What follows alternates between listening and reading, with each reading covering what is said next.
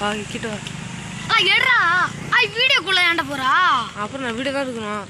என்னடா கையில வச்சு சூடு வைக்கிறேன் காலையில. வாடா. இப்பொழுது வெள்ளை நிவாரணம் குடி. ஏய் கொடை மேல தூக்குடா. கொடையா?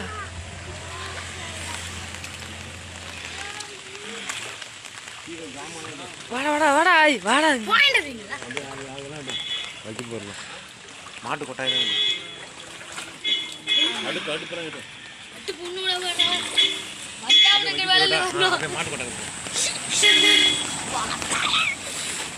வாடா. போடா. நீ குள்ள நிக்கிறா?